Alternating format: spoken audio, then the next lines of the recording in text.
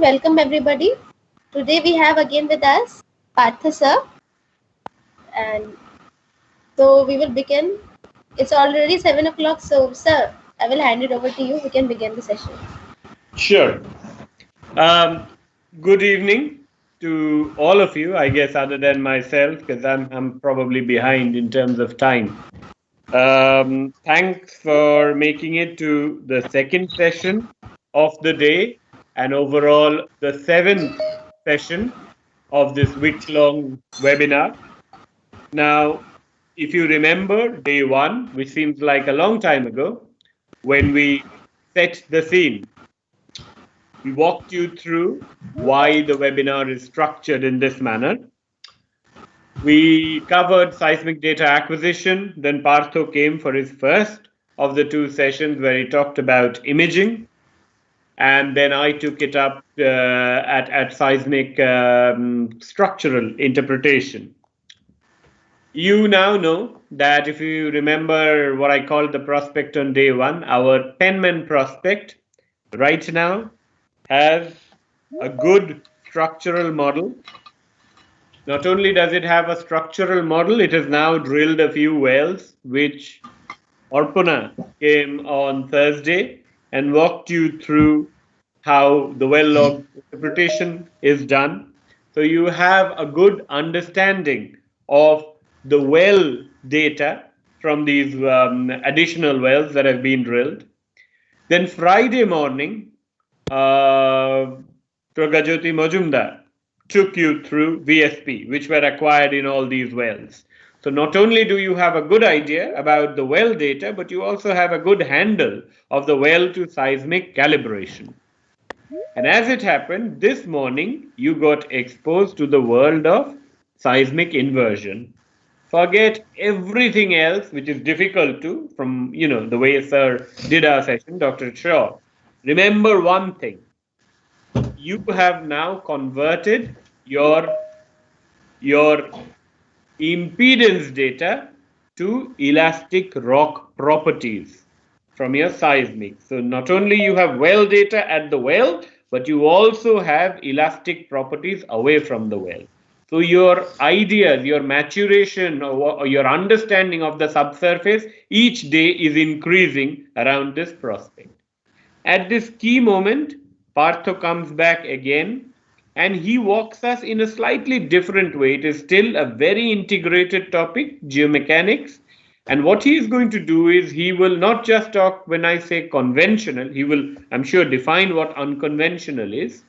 Conventional is staying within the confines of sedimentary section where your sandstone or limestone are your reservoir.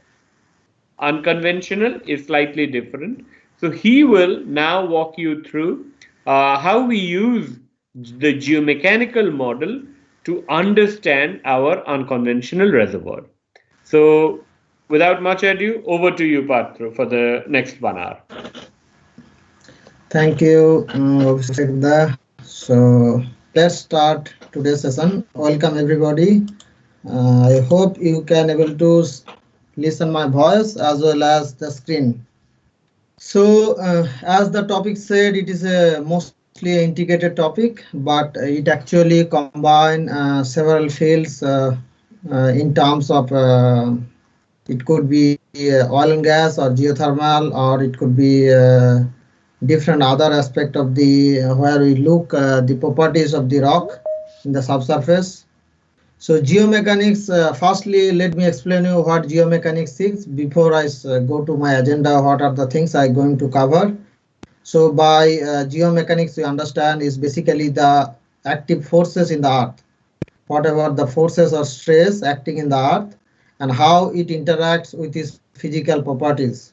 So as just Abhishek sir explained, we now have a good brief background starting from the seismic data itself, acquisition, processing, going through the different phase of petrophysical evaluation, coming to the seismic stress concentration in the earth impacted that production in the unconventional reservoir itself.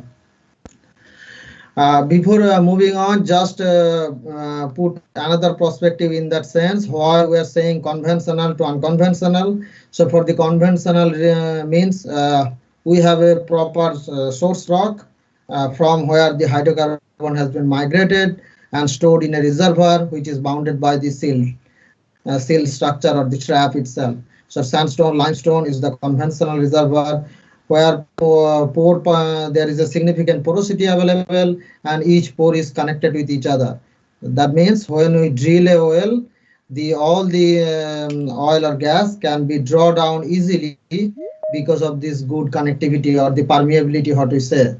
But in case of unconventional reservoir, basically the source rock itself is a reservoir which is shale, where we know the because of the compaction and the depositional setup, normally the connectivity between the within the reservoir itself very less.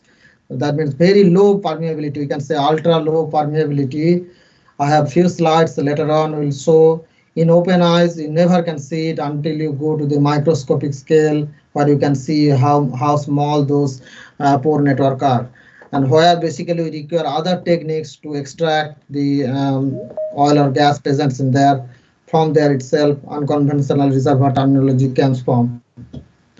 So let's start with today's agenda. I'll start with why geomechanics, why we need it, and why at the like in the present scenario, industry is looking too much on this aspect. Previously, may not be giving that much focus itself. It is relatively a new subject. 20-25 years it has developed, and several contributions have made after that itself. Then briefly define how we basically fundamental definition of stress is. We already know because from the physics background we already have how stress it is. But in case of subsurface, how, or in case of oil and gas producing reservoir, how its terminology we have defined, basically its principal components, and what are the like terminology used to define our stress. Then I'll coming back to the one of the important aspect where basically the geomechanics terminology comes from, building a mechanical earth model. Still now we build several of the model throughout this webinar series. You have seen we started with building structural model like interpretation of the horizon, and then we go building the velocity model of the subsurface. And today you see in the morning session Dr. Shah is explaining about how we get the elastic properties of the subsurface through seismic inversion. Here basically we try to get the mechanical earth model, means how the mechanical properties, what does it mean by mechanical properties? If I use as a terminology, I'll say how its Young modulus, Poisson's ratio, the strength of the rock varies or the interact as we drill a well or as the production going on, how it impacts, we able to know from this mechanical earth model. So it's a very integrated subject connecting several other fields. Then I'll touch upon some of the concept of wellbore stability, so which is one of the important aspect of the industry, because each year industry lost so much money because of the problem with the stability of the wellbore, where we need to lose several of the hours or months times, which have significant cost.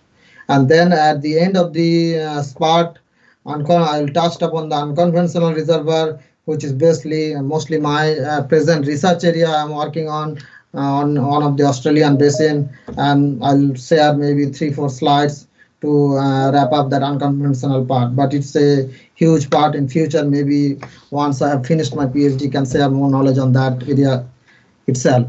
And with that, I'll conclude today's presentation, and then have I put on slides about the some of the opportunity for the future, or where the career should go ahead in the field of geophysics. So to start with, why geomechanics? So geomechanics, as I mentioned, it is a integrated subject. We basically taking the information from the engineering perspective, you can say drilling or petroleum engineering perspective. Then we connect with the structural geology, how the structure behaves, the fault movement or the sealing mechanism of the faults, and then all geology and geophysics aspect, where as a geophysicist or geologist we play our role. It's basically optimized drainage of fracture reservoir, pore pressure prediction, as Sarah was previously touching upon what that pore pressure means, why it is important.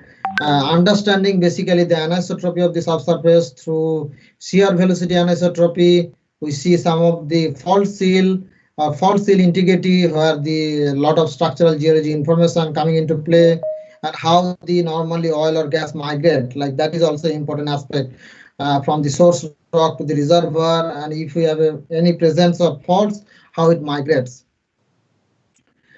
And then basically this application is also applicable for the geothermal resources, which is also getting very much intention because of the less fossil fuel content in it is, but that field also require several significant knowledge in geomechanics. And finally, which is the tight reservoir or the tight oil, where we are trying to extract hydrocarbon from the source rock itself. So we need to do hydraulic fracturing and then maybe drilling the horizontal wells, continuous monitoring of those wells, because we generate or inject continuous propellant on the system, and it could generate some other kind of factors as well. So this everything basically comes under the terminology of geomechanics. That's why it's so important.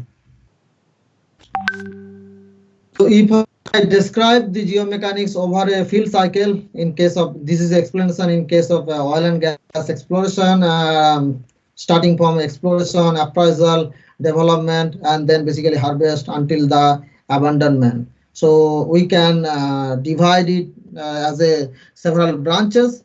And if you see these slides, which is showing this production, and then the axis is basically time. So at the initial stage of exploration, we have very limited information for this kind of geomechanical analysis.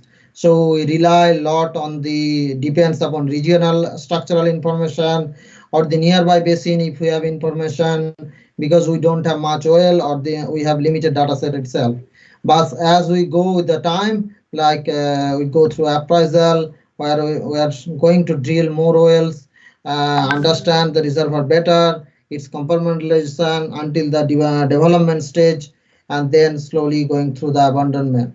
So over a whole geomechanical cycle, as we move towards development, its importance getting increased, because where the interaction of the stress or the active forces in the earth play around with our physical or mechanical properties of the earth.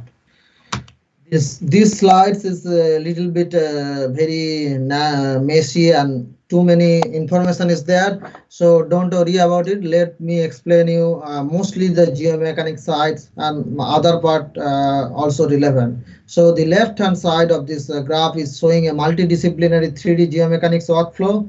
And this workflow actually explain you how many people you need to involve if you need to develop a 3D geomechanical model. From the early stage of the acquisition, you can see seismic data acquisition, then processing, which I touched upon, petrophysical evaluation.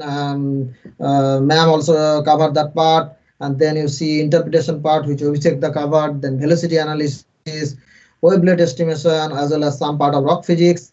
Then we have our seismic inversion, from where we get elastic properties.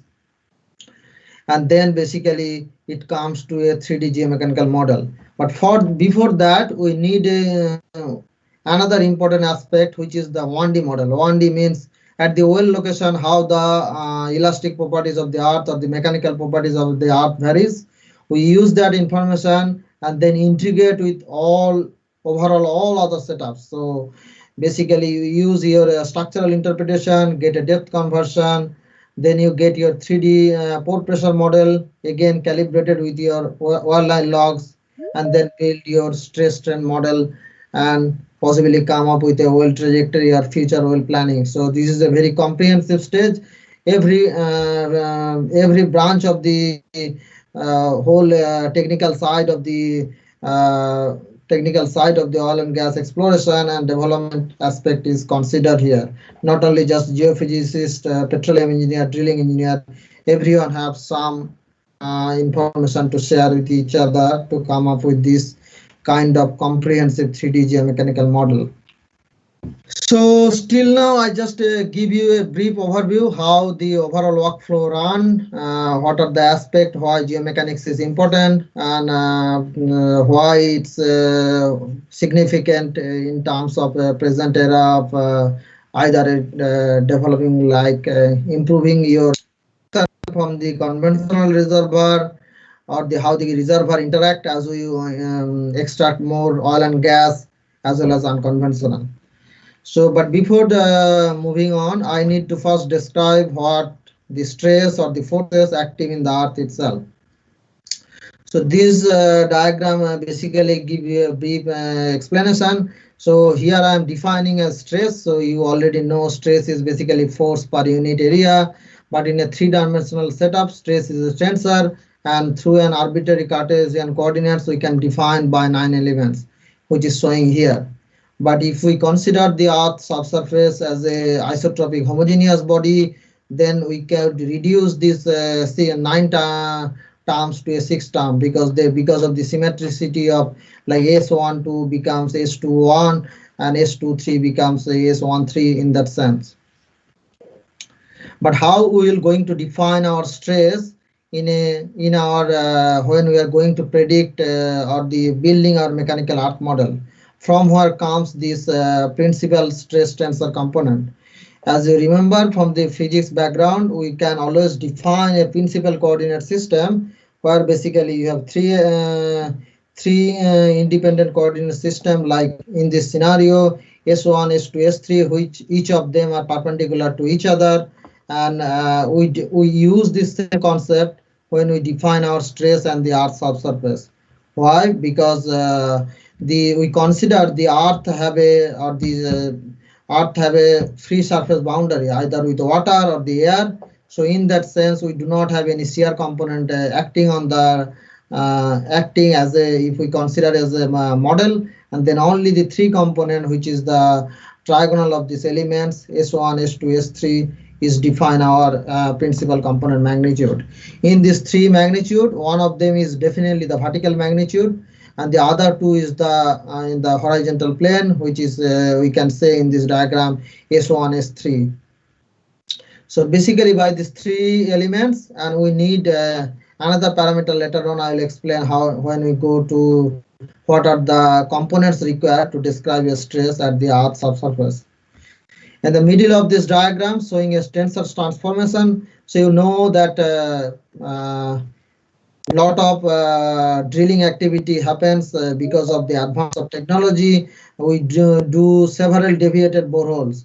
So when we have a vertical boreholes, we do not have any issue.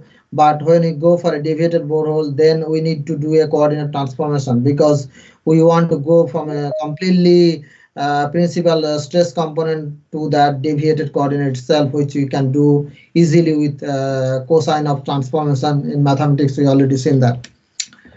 Moving on to the next slides to describe the principal component of stress. So the previous slides, I give you a brief background. What are the terminology we are going to use to define our stress, which is of the forces acting in the earth subsurface in terms of principal component analysis. So basically, we need five things to describe stress at the earth subsurface. So three is this three component which we define SV. I'm going to call SV as the overburden or the vertical stress, basically the weight of the overburden layer, and then we have two horizontal component which we call maximum horizontal principal stress, another is minimum principal horizontal stress. And also we require another component which we call orientation of one of this field, which we normally use the direction of maximum horizontal stress component, which is SH max. So I'll come back later how we could estimate all each of these parameter SV, SH max, SH mean in the present geomechanical scenario. And also we require another parameter when we consider the fluid rock interaction, because basically pore pressure is the important terminology, not only just for this overall geomechanics, but oil stability as well as how in case of unconventional also it has real significance. And some of the other terminology used is the rock compressive strength. That means how much force a rock can accommodate before it break. So that terminology also we used when we define our geomechanical earth model. So these are the terms I will describe later on as I move on through my slides. So once we know the magnitude of the stress, like vertical magnitude, the minimum horizontal magnitude or maximum principal stress magnitude, we can define how this stress relative variation of the stress magnitude can be interpreted in terms of faulting. So this is a extremely useful classification given by Anderson in 1930s, and we are still using it, and it matches with a lot of our observation, like whatever this consideration of relative stress magnitude is happening, we could define that. So in this table, I am describing these three stress component S1, S2, S3, and we want to know in terms of vertical stress magnitude how when it becomes highest, when it becomes intermediate, and when it becomes least, as well as the stress will varies. So this is a left-hand diagram where this x-axis is my stress, y-axis is the depth, and I have showing three graph here.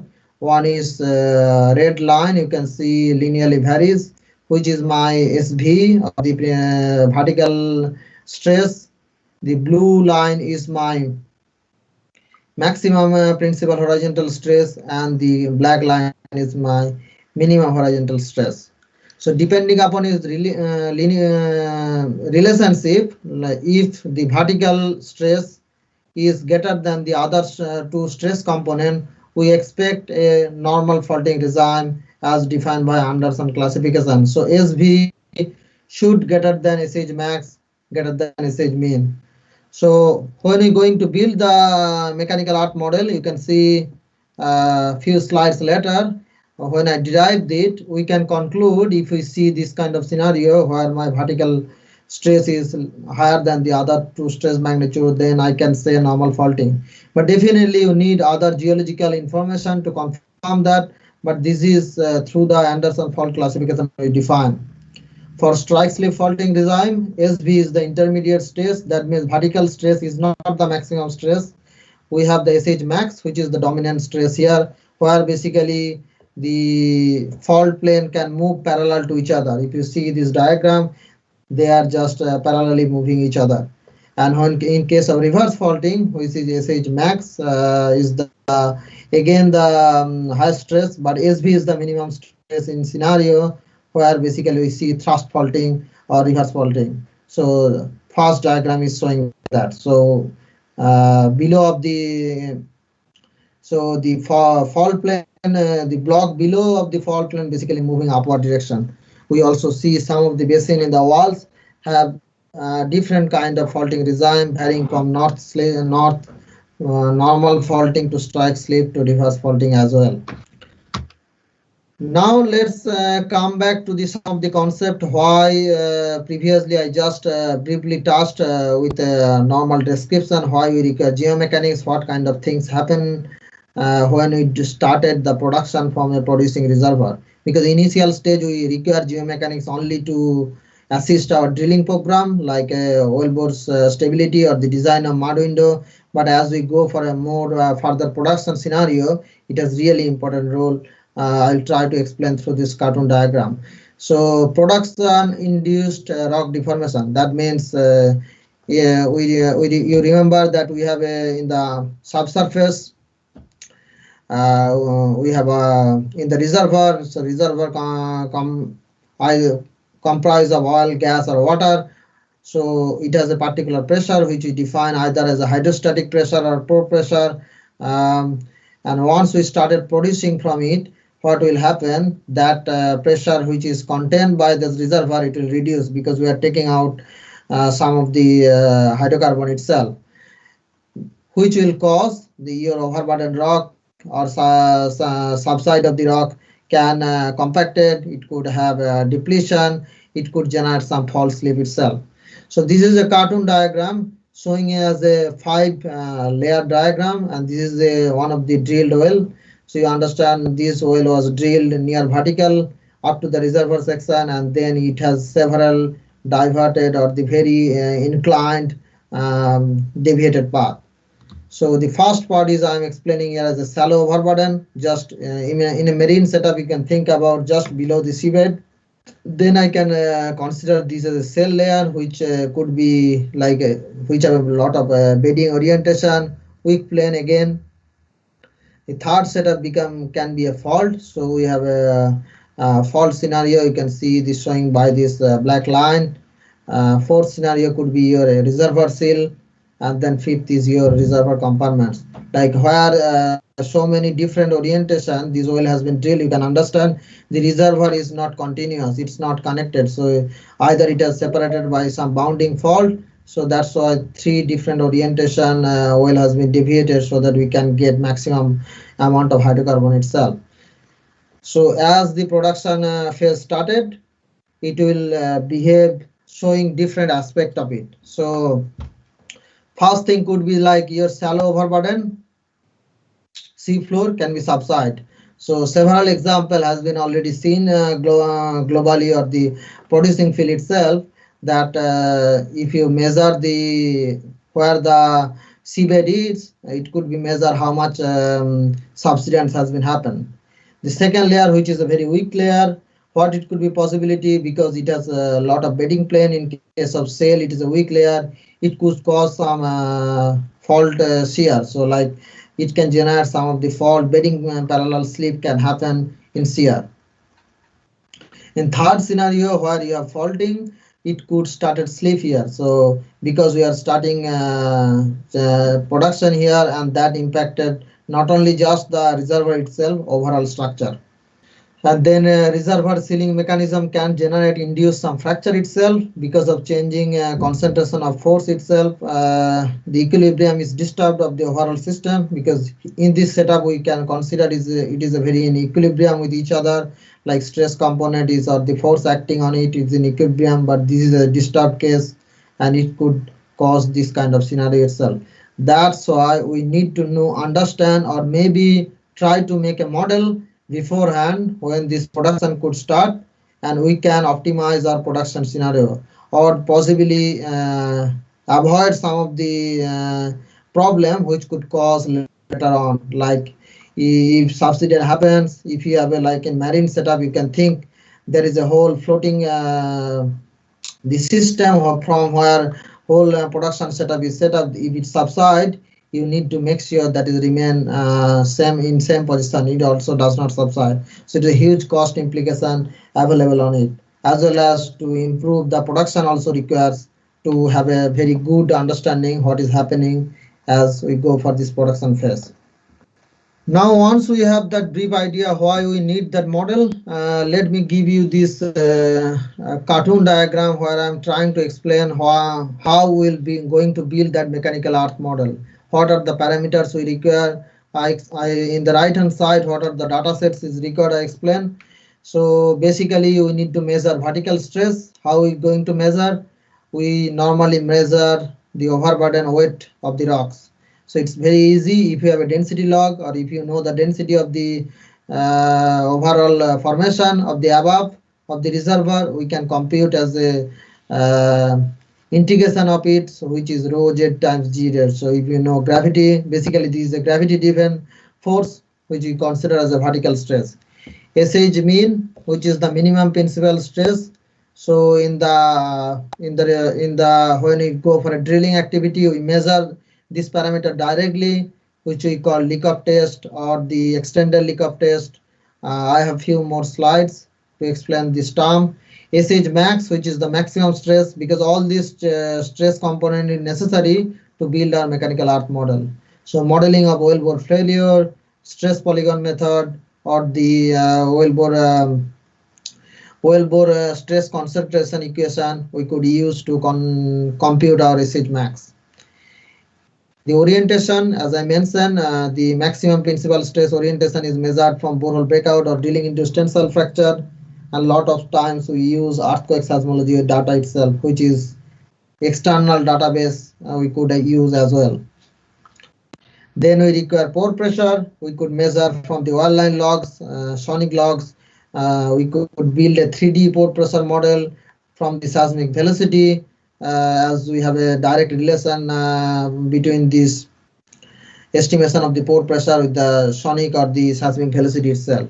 We also measure few of the data points, how the formation interact, like we called it formation integrity test, as well as modular dynamic test to measure the actual formation pressure in the happening in the subsurface. Then we require rock strength, which I say previously, it's mostly depends upon the laboratory data points, which we require for a calibration, but still we're going to use some of the petrophysical logs to derive our rock strength. Finally, the faults and fractures, which will again use borehole image log. Normally, people acquire like a small scale fault, but we can use some of the seismic information also to derive our faults or fracture information itself.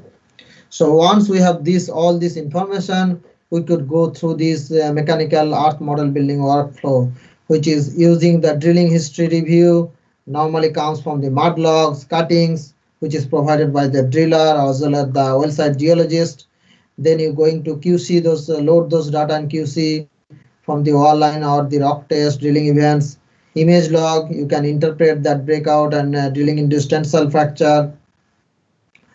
This is another part which is normally the mostly people confident with that interpretation. I can say maybe the geologist or the people involved with the know how the rock or the bed orientation should be. They can provide information from the logs, and then we could build the rock properties, which is Poisson's ratio, Young modulus. We're going to use this sonic velocity VP and VS. So these are basically all doing in the 1D sense, using the wall line log data before going for a 3D, because 3D is a more comprehensive, it requires a lot more information. So 1D model is always easy, because if you have this available parameter itself, you could compute your rock properties, derive your pore pressure in the well location, and then compute all the stress magnitude, which will come up with your geomechanical model. But when you build this model, you need to calibrate with the calibration data points. So that's why I mentioned some of the data we measure directly, like SH mean, pore pressure, rock strength from the laboratory, or the where we measure how much stress a rock can sustain to calibrate our models. But rest of the information depends upon the well line logs, mud logs, drilling information as well. This will describe you better as a cartoon diagram. So you can see that this is a structural geological model comprised of everything, faulting, several variation in structure, as well as you can derive your stratigraphy. That means you can say what kind of rock it is. Is it a sandstone, shale, or the limestone or intermediate sandstone? We can define this mechanical stratigraphic information, and then our main purpose is to build this combined model here. So by this combine, I'm mentioning you are going to derive your stress magnitude. So pore pressure you can see here, then your magnitude of the SH mean, SH max, as well as the vertical stress, and also the orientation of the SH max. So this is defines your earth stress and pore pressure, and then you're going to build your elastic and strength properties. So elastic properties means Young modulus and Poisson's ratio, which is you can also measure from your sonic information, and then you build your UCS as well as friction angle or the friction coefficient profile as well. But all this model, as I mentioned previously, require calibration with the real data, because these are come from the wall line data, which is indirect measurement, not direct. So at least in the reservoir or the overburden, we require few data points which we can confidently say this model is justified depending upon our calibrated rock properties. So previously I mentioned I will show you some of the example. This is part of the tutorial I just last semester presented in the Cartin students. So you can first we're going to start with vertical stress. I'm not going to explain in details how you're going to do it, but I just show you what are the process to derive the vertical stress. So for the vertical stress, as I mentioned, we use the gravity driven force, which is basically the weight of the overburden. For that we require density log. So you can see this is the density log. One of the challenges in density information, like we now sometimes accord data only in our zone of interest or maybe a little bit above that. So several times our data is missing in the shallower section.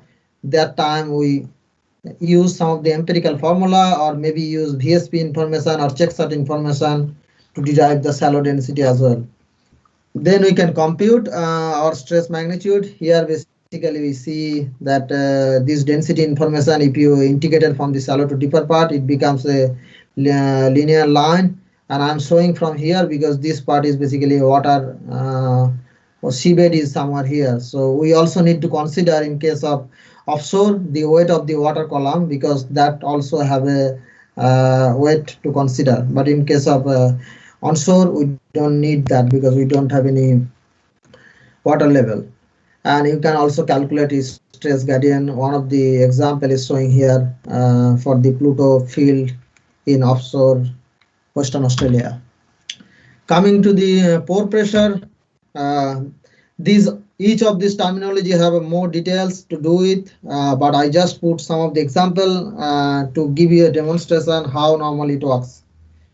So the pore pressure could be first of all any pressure or the whatever existence pressure is. We can derive some of the laboratory experiment. You remember if from the Earth's surface to the subsurface there is a connectivity, and if we connect through a basically pipe, basically amount of water come to the surface, the column of that height is defined the pore pressure.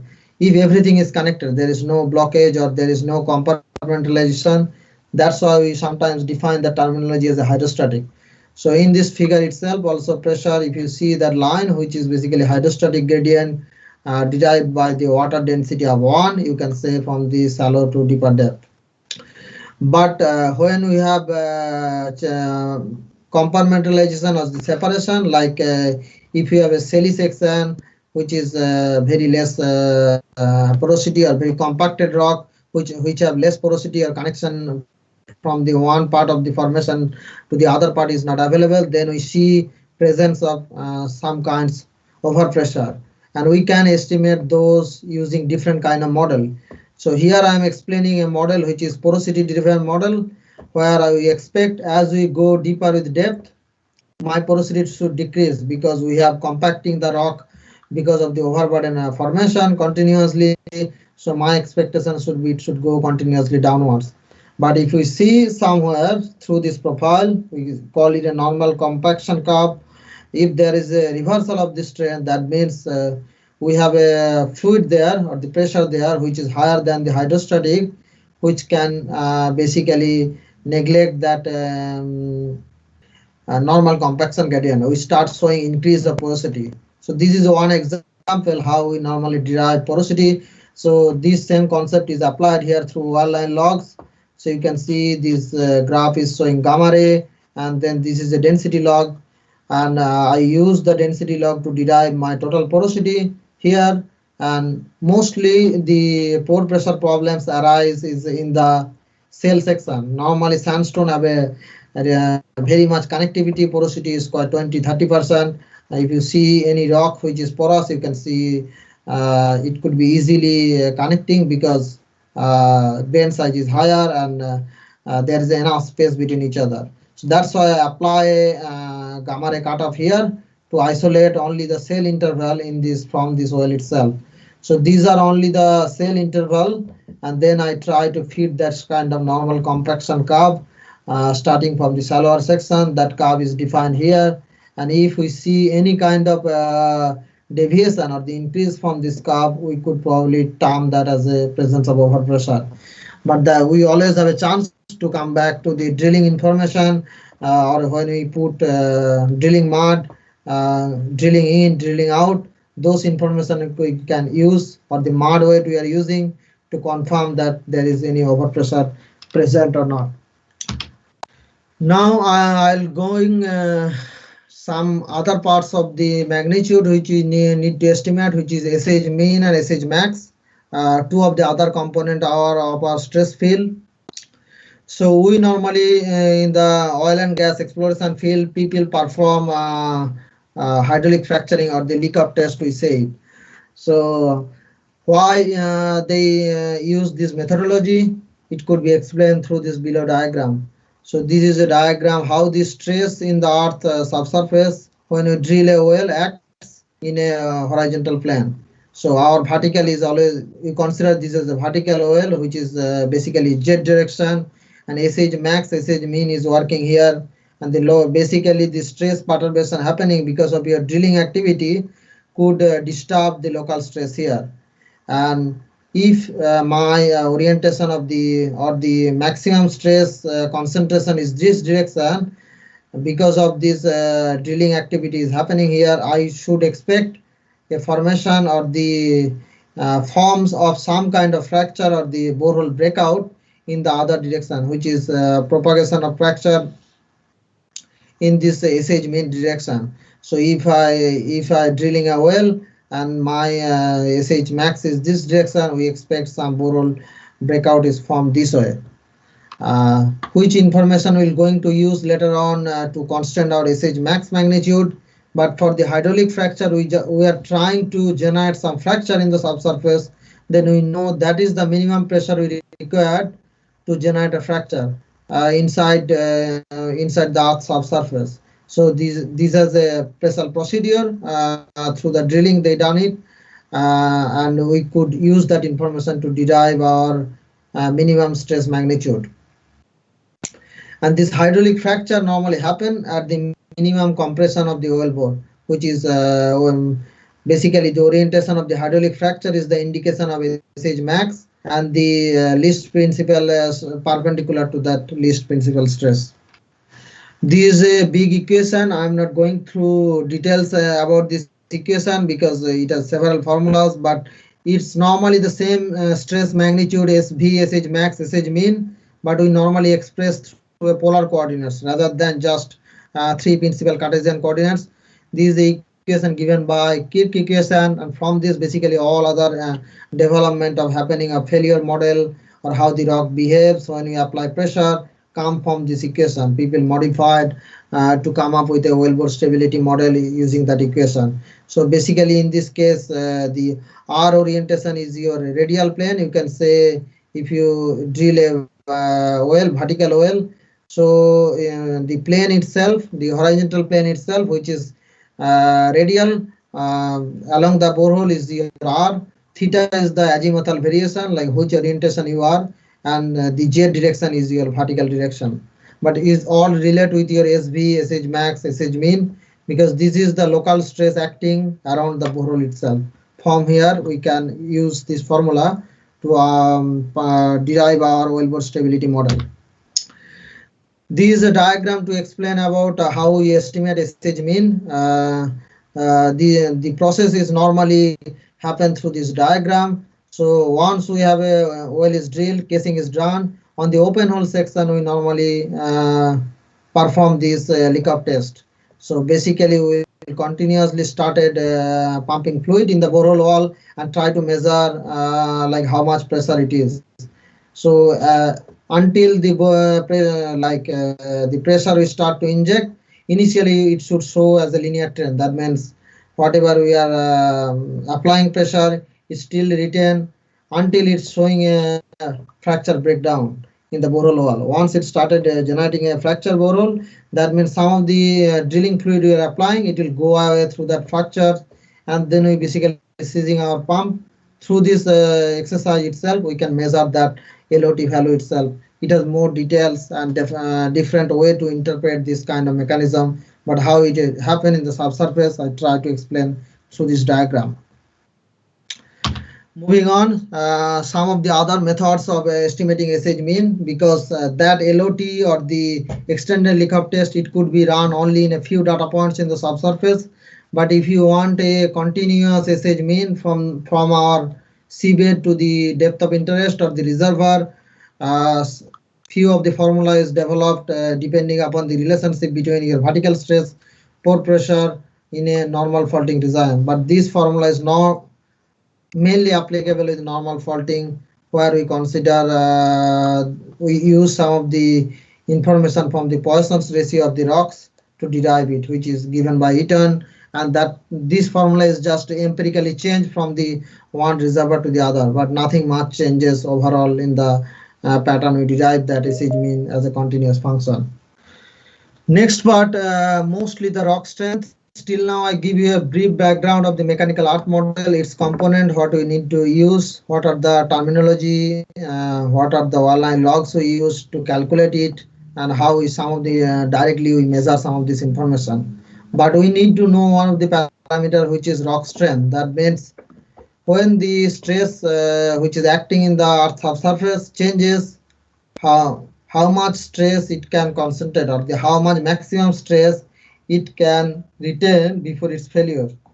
So this is normally rock strength stress we does to laboratory experiment. We called different terminology defined here. So we take out a core sample from the subsurface and then prepare a cylindrical sample. So through this diagram, I try to explain how we measure the strength of a rock. So if you consider this is a preserved sample which was taken out from the earth subsurface and prepared as a cylinder, and then we use an instrument where we measure how much pressure or the stress it can sustain before that rock break down. So here three terminology used in terms of basically effective stress. So in this case, we apply in the perpendicular to this cylinder is basically the major principal effective stress, which is defined by Sn minus S1 means your maximum stress minus your pore pressure. Sigma 3 is your basically minimum stress, and the difference between a sigma 1 minus sigma 3 is your deviatoric stress. One of the limitations of this kind of methods is we do not consider the intermediate stress role, only the minimum and maximum stress concentration. If we want to use that, we require a basically cubic sample, as we see Earth as a 3D model. So here I am giving you an example how this rock strength test mechanism available. So you can run as a hydrostatic, where basically you are applying a same pressure all over area. So basically hydrostatic is your sigma 1 equal to sigma 2 equal to sigma 3. Apologies, this is not 0. So you apply uniform stress from all over the points without any extra axial stress. When we apply some axial stress along this direction, which is the triaxial stress, normally it does in the laboratory, where sigma 1 should be like your axial stress is higher than your confining stress. That means the stress you are applying perpendicular to this cylinder is the axial stress. The other stress you are applying in its horizontal plane is defining as a confining stress. Uniaxial stress, from where that unconfined compressive strength or strength of the rock is defined, where basically we do not apply any stress at all here. We simply apply force from the vertical orientation on weight until the rock failure, and we measure that value, how much stress it can sustain before it failure. The final term, which is mentioning the polyaxial or true triaxial, this test can be done only with a cubic sample. But getting that kind of sample, recovering and preparing, it's always a challenge. Still, we use majority of this test with this cylindrical concept. So from this rock strength measurement itself, we can derive rest of the parameters, how it behaves, its failure mechanism. Abhishek sir was initially mentioning about the Mohr Coulomb failure. That is one kind of failure, how the rock it's happened. So by the rock strength, it means maximum principal stress a rock can sustain before it failure. That's why we define it as a rock strength, which is done through this triaxial compression stress. So if you put a cylindrical sample in an experiment, put a stress from the axial direction as well as its other plane horizontal direction, then probably we can measure the deformation like axial strain versus the differential stress. And this is an example which is showing multi-stage, like you can run this test in a several stages. That means you are going to increase your confining pressure, some value below the reservoir pressure, some at the reservoir pressure, and some above the reservoir pressure. So from this graph itself, axial stress versus axial strain, you can calculate your Young modulus. And if you measure the deformation in the horizontal direction, like this direction, if you measure your deformation, when you apply your pressure here, you could expect the rock will expand the horizontal direction, which we measure from the radial measurement, and then we can calculate the Poisson's ratio as well. And this is an example of the test we normally done. As I'm mentioning, several stages: stage 1, stage 2, stage 3, and then the axial strain versus deviatoric stress will also change. So as you change your confining stress, the requirement of the axial stress when the rock will fail also increase. That means the stress regime or the rock typing is also changed. Like if you have a lower pressure, rock can failure quickly. If you have a more higher pressure, you need more stress to fail it, which is going from a one regime which is called brittle to ductile transition. You heard that terminology mostly in your seismology itself. So a lot of those concepts are coming back in the laboratory experiment in when measuring rock strength. Some of the failure modes where like when the rock failed or what are the possibility of the rock can fail. They are mostly the three mechanism we can define, which is tensile failure, shear failure, as well as the compaction. I am just going to discuss mostly about the compaction and shear because we consider the earth in the subsurface stress or forces acting cannot be tensile because tensile value is of any rock is very small, and also we have a pore pressure which is active in the earth subsurface, where if we have a tensile failure or the tensile strength of the rock is because of low value, pore pressure can automatically fracture it. So we can reject that concept that or may not be used that concept for the failure description. We could use shear failure, like you are applying your stress field in the axial direction and other two direction, and it can generate some kind of shear plane when it break the rocks. So I have an example. I don't think I have put it here or not. You can see when I do this kind of laboratory experiment exactly, you can see a very nice linearly oriented fracture planes can create, where basically this top part of the plane can slip to the other from where that false slip concept come up. The other one is the compaction. So as you apply stress or the on the vertical direction, probably rock can compact it.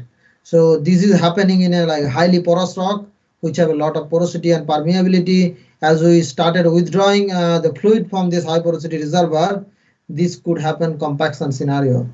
So this kind of mechanism, shear or compaction, we could define a two-dimensional model. Here we are explaining through this diagram, which is sigma 1 is here. Sigma 1 means your maximum stress, sigma 3 is your minimum stress, and this is a plane where you could create some shear failure, and that is defined by the Mohr-Coulomb failure equation, where I am showing here the normal stress across any plane and then the shear stress acting along that plane, and this has this relationship. How this equation came from, it has like big calculation coming from 3D equation, and then you normalized in a 2D sense.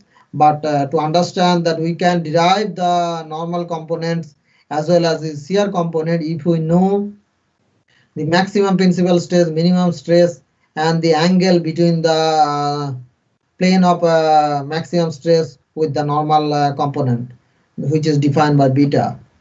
And this failure is defined by this equation, which when the rock strength basically exceeds this equation, which is showing here, like shear stress is greater than this value, then probably you can see this kind of shear failure happens. Again, this equation I'm not going to explain, but this is the equation which is come from this Mohr circle or the Mohr failure envelope. You can derive knowing the other value itself. So using that frictional equilibrium or the when a rock can fail or generate a shear, basically control, as I saw you previous slide, between by the maximum and minimum principal stress component. So in the subsurface, you can think that the rock itself has its potential of strength or how much strength it can sustain before failure. Once failure happen or this kind of shear plane creates, that means it will create some new faults. Or it could happen you have some arbitrary oriented fault, as it's shown here. One of the example, several different kind of fault is showing in the subsurface, and as the stress perturbation or the stress magnitude acting on it, some of the faults which is following that more failure equation reaching that stage, it could start slipping. That means you can see some fault slip movement. And we use this information, that means the stress in the earth cannot exceed the frictional strength of the fault. If it exceeds, that means system already fractured, there is no more equilibrium or it's completely disturbed. So these based on this formula, this is the equation given by Jaeger in 1970s, from where the relationship between your principal stress component and pore pressure you can use to calculate the other magnitude for either for normal faulting or strike shift faulting or the reverse faulting itself.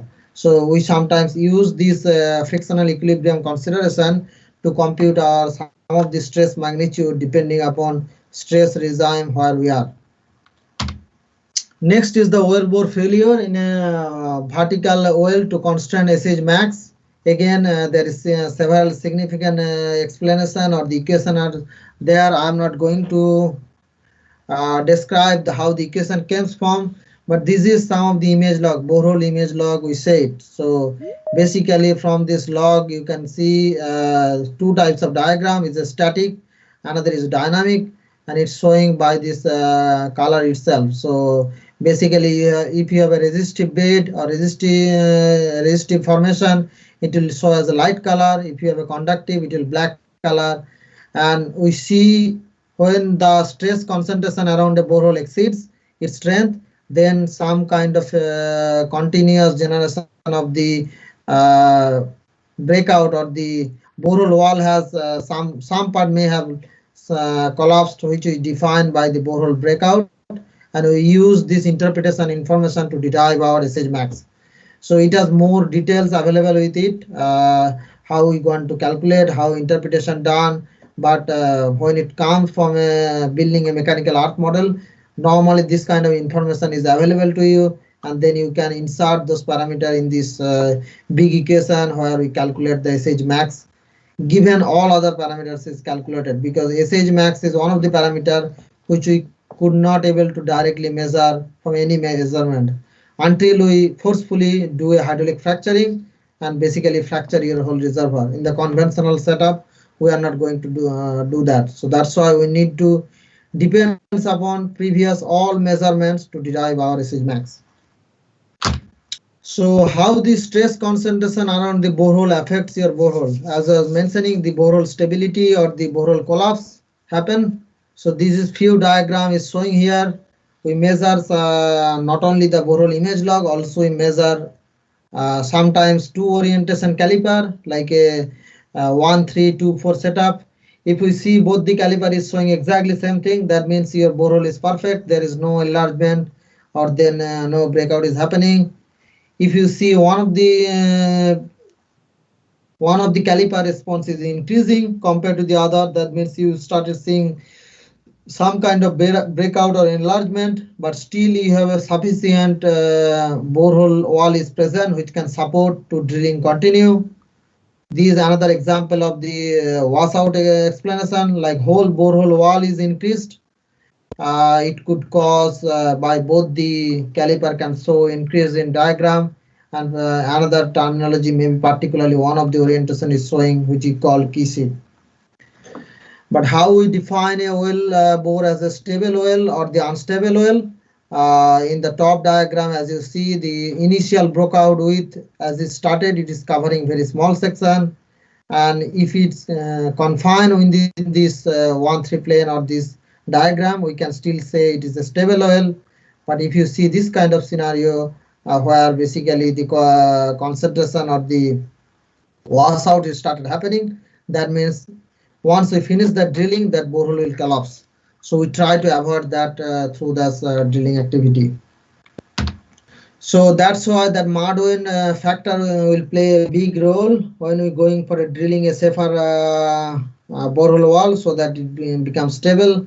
So we have a problem if we have a too low mud weight or the pore pressure drilling mud we are using, the weight of the mud too low, then we can see washout or the shear failure or the breakout, what we are calling.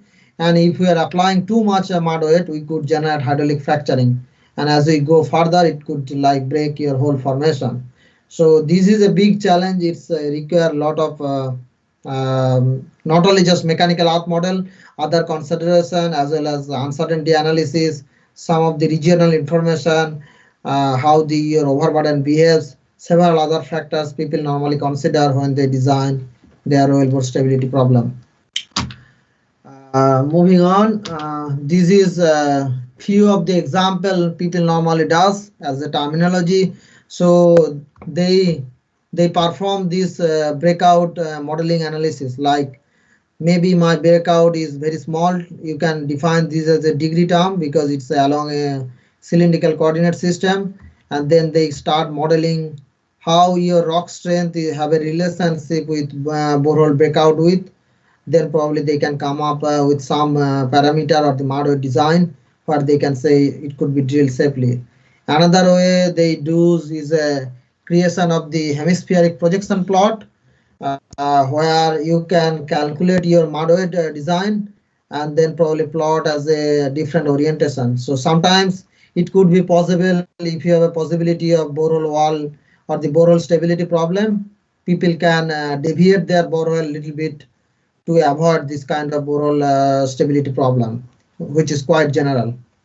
And then people also consider all the factors and do some probabilistic analysis to design their mud weight window. I'm not going through these details. I think it is too many details I have put in this slide.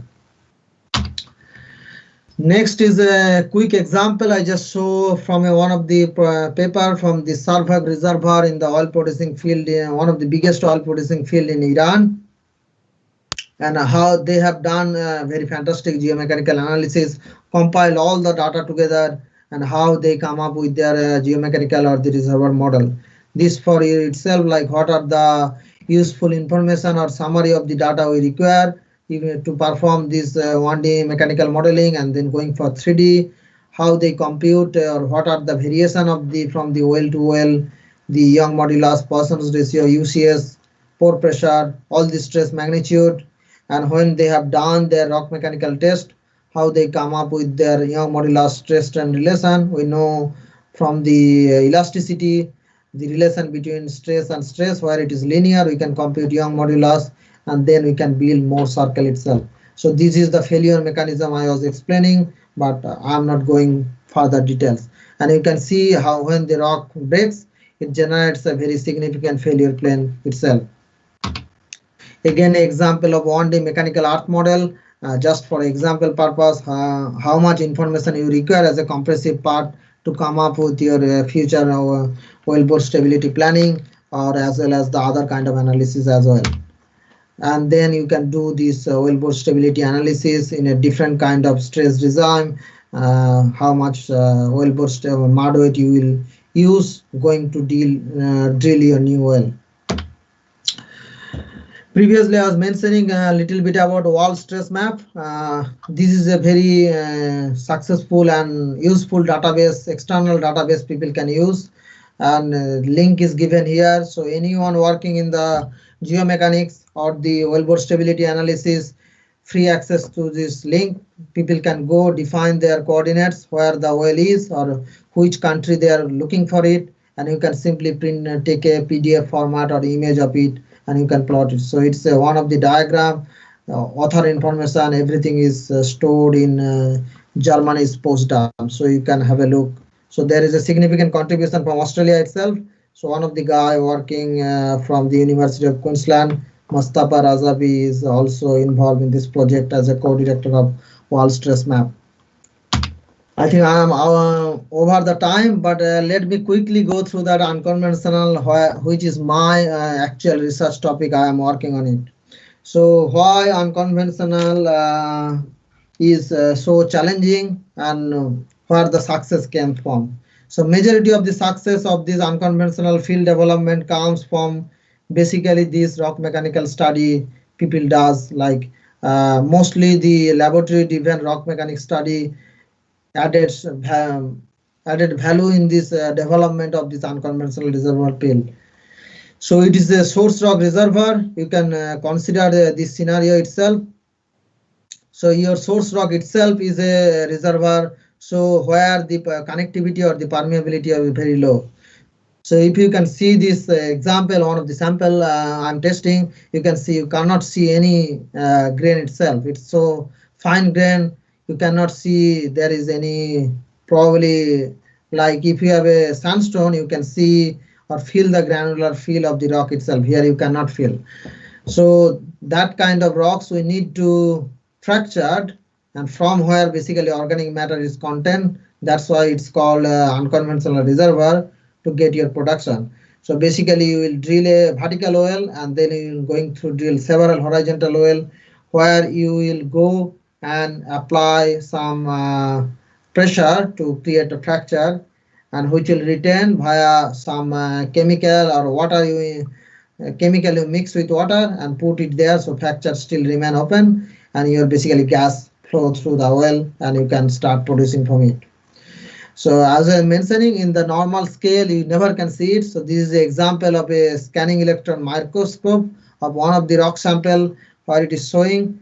So you see some of the information where pore network is like very organic matter is this black few of the items. So this is a 50 micrometer scale ACM, and the other mineralogical sample information is also showing quartz, calcite, pyrite presence. So this kind of rocks people are fracturing to get production. So that's why it's so complex. All the conventional scenario fails down here. But it has also a significant challenge, as I mentioned. One of the challenges is because you are doing hydraulic fracturing, basically disturbing the whole system, and it could generate microseismicity, which is a very much another environmental hazard which we need to avoid. So if we have a big faulting, or if you have a fault which can connect it through the basement, and if you're doing hydraulic fracturing and you're putting a lot of pressure there, it could generate big earthquake which require monitoring. That's why it has just not only geomechanics, you require microseismic monitoring as well for this purpose. So this is a very comprehensive analysis how people normally do it. I'm showing this from my project. You can see before doing any laboratory test how many information I require to gather.